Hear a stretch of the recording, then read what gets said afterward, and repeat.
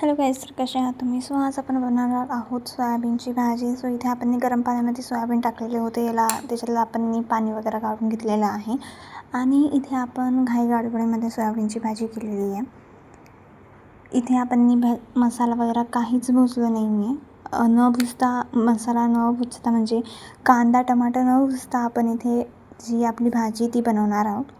So इथे आपण कोथिंबीर लसूण कांदा टमाटा आपण मिक्सरमध्ये त्याची पेस्ट तयार करून घेतलेली आहे.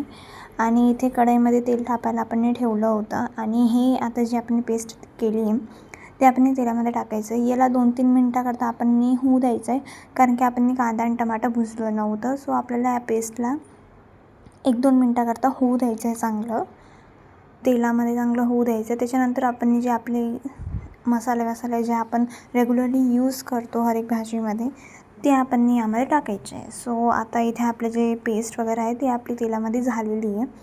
सो आता इथे आपण लाल मिर्च पावडर, धना पावडर, हळद आणि आपला जो नॉर्मल मसाला असतो जे आपण भाजीमध्ये यूज करतो रेग्युलरली तो आपण इथे टाकलेला आहे. आणि या पेस्टला आपण चांगलं मिक्स करून घ्यायचं आहे. त्यानंतर इथे आपण जे आपले सोयाबीन होते ते आपण यामध्ये टाकायचे आणि या पेस्टलाही आपण चांगलं हलवायचं आहे. आणि यामध्ये आपण थोडंसं आधी पाणी टाकायचं, कारण की आपल्याला सोयाबीन हलवायचे असतात. तर सर्व ते मिक्स झालं पाहिजे. एकदम असं कोरडं असलं तर नाही, जास्त ते लागणार नाही सोयाबीनला. सो आता आपण या सोयाबीनला चांगलं मिक्स करून घेतलेलं आहे.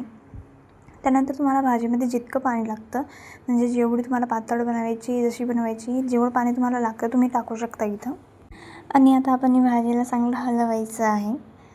2-3 मिनटाकरता आपण भाजीला ठेवायचं आहे हाय फ्लेमवर. इथे आपण चवीनुसार मीठ टाकायचं आहे. त्यानंतर आता आपण भाजीला मिक्स करायचं आहे आणि भाजीला उकळी येईपर्यंत आपण ठेवायचं. आणि जर तुम्हाला व्हिडिओ आवडला असेल तर नक्कीच लाईक शेअर आणि सबस्क्राईब करा. आणि थँक्यू फॉर वॉचिंग.